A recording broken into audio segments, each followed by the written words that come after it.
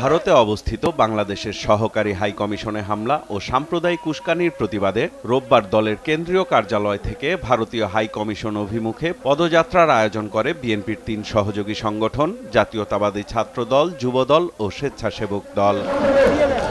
পদযাত্রায় যোগ দিয়ে ছাত্রদলের শীর্ষ ২ নেতা অভিযোগ করেন, বাংলাদেশকে অস্থিতিশীল করতে প্রত্যক্ষ মদদ দিচ্ছে ভারত। ছাত্র জনতার গণঅভ্যুত্থান ছিল, সেই গণঅভ্যুত্থানের স্পিরিট ভারত সরকার কোনোভাবে মেনে নিতে পারেনি। এই দেশের ২০ কোটি সাধারণ জনগণ এক এবং ঐক্যবদ্ধভাবে বাংলাদেশের স্বাধীনতা সার্বভৌমত্ব রক্ষায় প্রস্তুত রয়েছে। পদযাত্রা পূর্ব সংক্ষিপ্ত সমাবেশে নেতারা অভিযোগ করেন, ১৫ বছর দেশের মানুষের ওপর ফ্যাসিবাদী শাসন চাপিয়ে দিতে আওয়ামী লীগকে সহযোগিতা করেছে ভারত। ফ্যাসিবাদের প্রধান শেখ হাসিনা বাংলাদেশ থেকে পালিয়ে ভারতে আশ্রয় নিয়েছে এবং তাকে আশ্রয় প্রশ্রয় দিচ্ছে, আর তাকে খুশি করার জন্য বাংলাদেশের সাথে অবন্ধুসুলভ সব রকম আচরণ করে যাচ্ছে ভারত।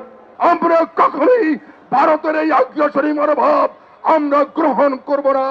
আমরা অতীতে যেভাবে বাংলাদেশ জাতীয়তাবাদী দল ভারতের প্রত্যেকটি আগ্রাসনের বিরুদ্ধে প্রতিবাদ করেছে, এখনো করছে, আগামী দিনেও ভারতের প্রতিটি অন্যায় আগ্রাসনী মনোভাবের বিরুদ্ধে রাজপথে সোচ্চার থেকে আমরা প্রতিবাদ জানাবো। ভারতকে সেই বার্তাই দিতে চাই, বাংলাদেশের স্বাধীনতা সার্বভৌমত্বের প্রশ্নে কোনো আপোষ নেই।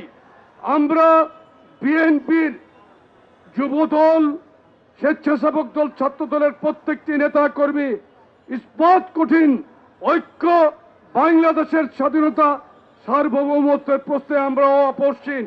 বিএনপির সিনিয়র যুগ্ম মহাসচিব রুহুল কবির রিজভী অভিযোগ করেন, ভারত প্রতি মুহূর্তে বাংলাদেশে নাশকতা সৃষ্টির চেষ্টা করছে।